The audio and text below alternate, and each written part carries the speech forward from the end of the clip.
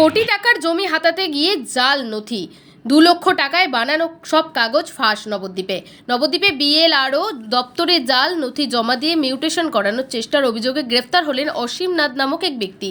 বুধবার block office সংলগ্ন ভূমি দপ্তরে মিউটেশন হিয়ারিং চলাকালীন তিনি ওয়ারিশন সার্টিফিকেট এবং ডেথ সার্টিফিকেট জমা দেন। নথি যাচাই করতে গিয়ে আধিকারিকদের সন্দেহজনক মনে হয় তা খতিয়ে দেখে জানা যায় যে দুটি নথিই জাল। ঘটনায় এলাকায় চাঞ্চল্য ছড়িয়েছে। ইতিমধ্যেই বিএলআরও অফিসারের অভিযোগ, সংশ্লিষ্ট সম্পত্তির নমিনি ছিল নবদ্বীপ মিউনিসিপ্যালিটি, অথচ অভিযুক্ত কৃষ্ণনগর মিউনিসিপ্যালিটির নামে জাল ডেথ সার্টিফিকেট এবং মাঝদিয়া পানশিলা গ্রাম পঞ্চায়েতের নামে জাল ওয়ারিশন সার্টিফিকেট তৈরি করান।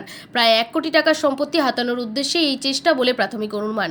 খবর পেয়ে নবদ্বীপ থানার পুলিশ দপ্তরে পৌঁছে অসীম নাথকে আটক করে। পরে তার বিরুদ্ধে এফআইআর দায়ের করা হয়। অভিযুক্ত দাবি করছেন 2 লক্ষ টাকার বিনিময়ে নবদ্বীপের কুটিরপাড়া এলাকার গোপাল দেবনাথ নামে এক ব্যক্তির মাধ্যমে নথিগুলি তৈরি করিয়েছিলেন তিনি।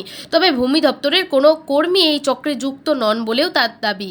বুধবার গ্রেপ্তারের পর বৃহস্পতিবার তাকে নির্দিষ্ট ধারায় মামলা রুজু করে আদালতে পাঠানো হয়েছে। পুরো ঘটনা তদন্ত শুরু করেছে পুলিশ। ঘটনায় ভূমি দপ্তরের নথি যাচাই প্রক্রিয়া ও নিরাপত্তা ব্যবস্থা নিয়ে উঠছে একাধিক প্রশ্ন।